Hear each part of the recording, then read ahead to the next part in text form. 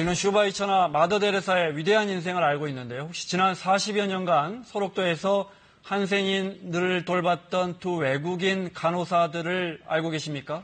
우리 정부가 벽안의 천사, 소록도 천사로 불렸던 오스트리아 간호사 마리안느와 마가렛 할머니를 노벨 평화상 후보로 추천하기로 했습니다. 소록도 성당 김현준 신부님과 함께 이 따뜻한 사연 알아보겠습니다. 어서 오십시오. 안녕하십니까. 네, 마리안느와 마가렛. 왜 대한민국 정부가 이 두 명의 외국인을 노벨 평화상 후보로 추천하려고 하는 걸까? 궁금해하는 분들이 참 많습니다. 예. 이분은 오스트리아에서 이제 1960년대 소록도에 오셨는데, 네.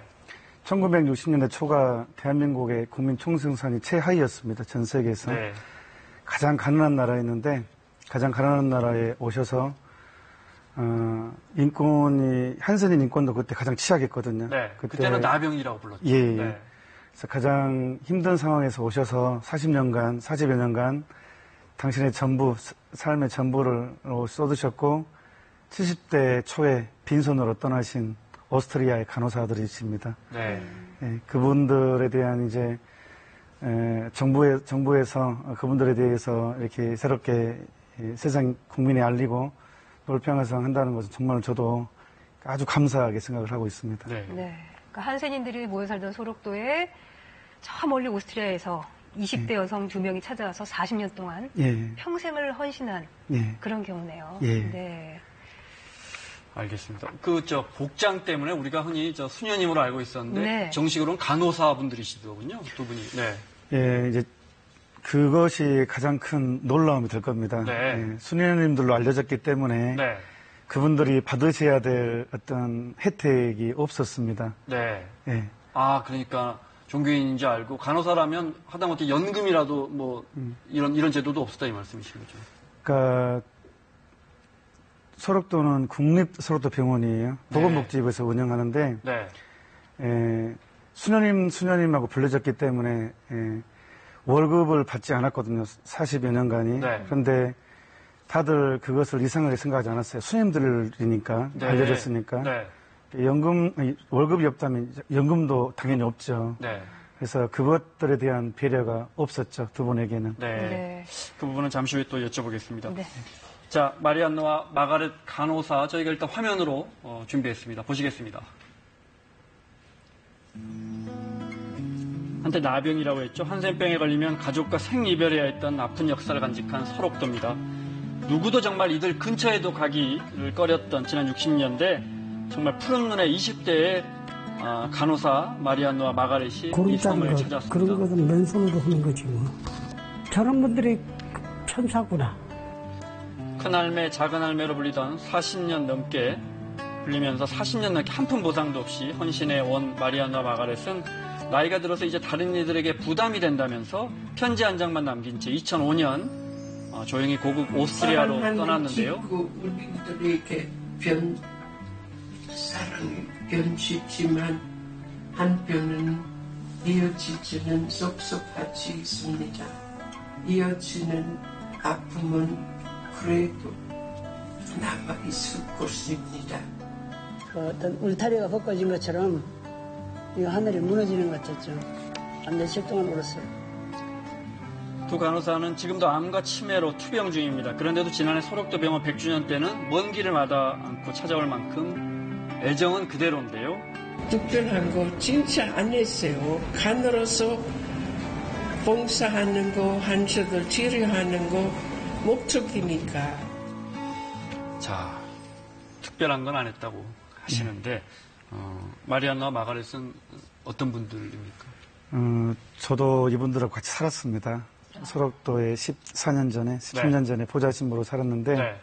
저에게는 사제로 살았는데 가장 큰 커다란 깨달음을 주신 분이십니다. 네.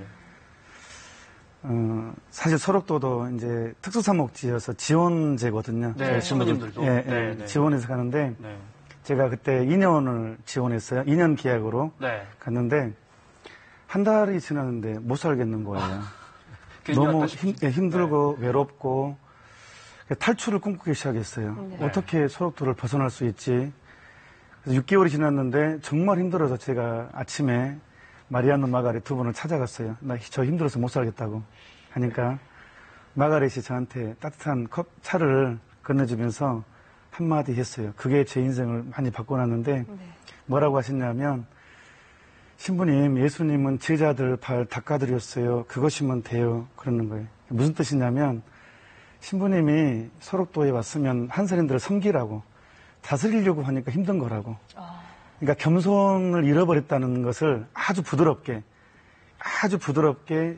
다른 사람 때문에 신부님이 힘든 게 아니고 신부님이 겸손을 잃어버려서 힘든 것이니까 그거를 겸손을 섬기려고 하면 이겨낼 수 있다. 그런 뜻을 그렇게 표현하신 거예요. 그 이후로 제가 정말 놀랬죠. 다음 날부터는 정말 기적 같은 일이 있었죠. 아, 내가 이분들을 섬기며 살아야 되겠다. 그런 즐겁게 인연을 마무리할 수 있었던 결정적인 사건이었습니다. 그분들이 오셨을 때가 그러니까 20대 오스트리아에서 중반에 간호사 이제 간호대학을 나오고 왜 오셨답니까? 영화에도 잠깐 나오는데 그 가난한 나라의 이 험한 곳에 당시에 그 소록도 병원장이 한선인 자녀를 키워줄 그 간호사들을 필요로 했어요. 그분들을 미가마라고 하거든요. 차별을 많이 받았죠. 한선인 자녀라고 해서 0세부터 3살. 그러니까 아이를 낳으면 격리를 시켰어요. 그 두려움 때문에 그 부모로부터 떼어왔어요.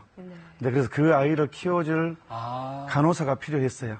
그래서 마리안누와 마가렛이 이제 마리안누가 그 일을 하기 위해서 온 것입니다. 자, 그러면 한센인 환우들이 기억하는 두 분 간호사의 모습 저희가 잠깐 인터뷰로 보겠습니다. 아침에 치료하러 오시는데 바카스병을 하나 담아가 들고 오더라고요. 나는 바카스 먹으라고 이제 주는 것으로 생각을 했는데 그게 아니고 내 등대기 그 짓물난 등대기를 흑손 가지고 이렇게 뭐 벽 바르는 거 있잖아요. 이런 식으로 이렇게 하면서 위에서 여기서 부어요. 부으면서 이걸 온 등대기에다가 그걸 맨손으로. 난 놀랐어요.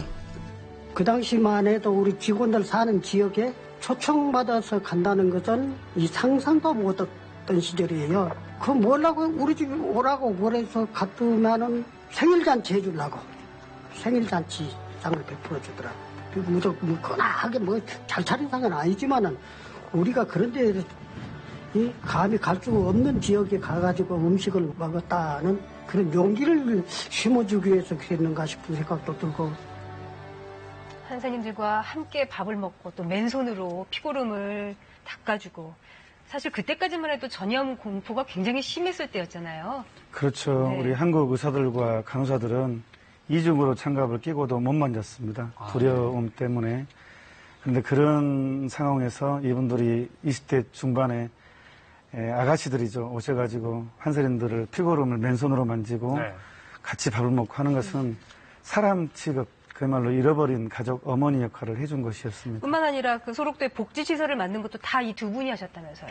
너무 가난하니까 대한민국은 또 없으니까 소록도 안에 정신병동, 또 결핵병동, 영아원, 목욕탕, 또 명인병동 이분들이 편지 보내고 또 외국 거기 가면 호소해서 이렇게 모금해서 다 지어준 것입니다. 저 화면에 아이들 안고 있는 모습이 나왔는데 그게 아마 한센인들의 자녀를 돌보는 거군요. 미가마. 원래는 그거 하러 오셨다가. 아, 그렇군요. 당시 소록도는 가족들마저도 등을 돌려버린 사람들이 모여 사는 곳이었습니다. 마리안누와 마가렛이라는 다큐멘터리 영화가 있는데요. 일부 장면을 좀 보겠습니다. 소록도, 한센병 환자들이 국가 위상에 방해가 된다고 판단한 조선 총독부가 전국의 환자 6,000명을 이곳 소록도에 강제 수용하면서 깊은 상처를 받게 됩니다. 내 고향에 있을 때 얼마나 멸시 받고 천대받은 줄 알아요?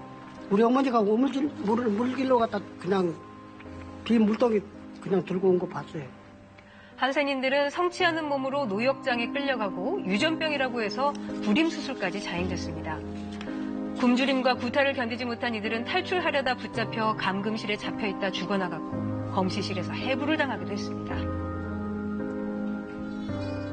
나갈래 해도 나갈 수도 없고 한 번 들어오면 그러니까 막 겨울에도 이렇게 청년들은 헤어나가다가 물에 빠져서 그냥 사망하고 신체도 못 찾고 외로운 섬나라 바람만 불면 비오는 이소로 오늘도 허기져 내일도.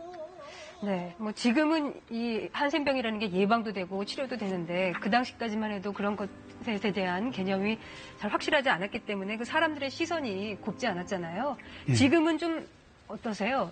좀 달라진 것 같습니까? 예, 지금은 이 한센병이 완치가 되는 병입니다. 네. 소록도에 한 530여 분 입원해 계시는데 그분들이 한센병을 치료하지는 않습니다. 다 완치가 됐기 때문에 후유증 네. 때문에 이제 있는 것이고. 네. 예. 그리고 요즘 자원봉사자들이 많이 오는데 네. 좀 정말 많이 옛날에 비해서 이 병에 대한 이 공포가 많이 희석됐다는 것을 느끼고 있습니다. 네.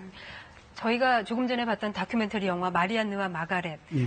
신부님께서 직접 제작하신 거잖아요. 예, 기획하고 이제 제작했습니다. 잘 맞추셨어요. 감사합니다. 왜 만들어야겠다고 생각하셨어요? 제가 마리안느 마가렛 떠나실 때 제가 현장에 있었거든요. 그때 느낀 충격과 또 부끄러움과 미안함이 정말 컸습니다.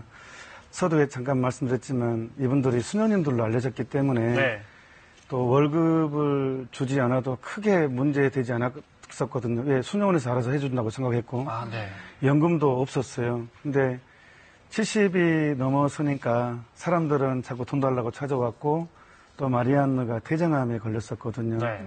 그것을 치료하려면 돈도 만만치 않았고 그래서 결국은 떠날 수밖에 없는 상황이 된 것입니다. 그래서 그분들이 이제 80이 넘으셨는데 돌아가시기 전에 이분들에 대한 기록을 내가 남겨놔야 되겠다. 이걸 남겨놓지 않으면 인류는 엄청난 정신적 문화유산을 잃어버린다고 생각을 했어요. 네. 그래서 만들게 됐습니다. 네.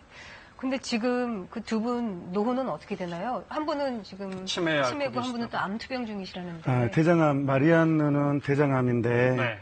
완치가 됐습니다. 이제 오스트리아에서 완치되셨고 마가렛은 단기 치매. 과거는 또렷이 기억하시는데 현재는 어제는 기억 못해요. 오늘 그래서 단기 치매 증상이 있습니다. 네. 원래는 5년 계획으로 왔다가 어느새 40년간을 보내게 됐다고 하는데요. 그녀들에게 소록도는 어떤 의미일지 네. 그녀들의 말을 직접 들어보겠습니다. 저는 저희들 전막을 집어야 할 때가 있습니다. 지금 한국에는 저희 복지 시설팀 잘 되어 있어서 우리는 아주 기쁘게 생각합니다. 우리가 없어도 환자들 잘 도와주는 간호사들께서 마음이 높고 갑니다. 감사하는 마음으로 마르크렛 마리안느. 다들 좋아했어.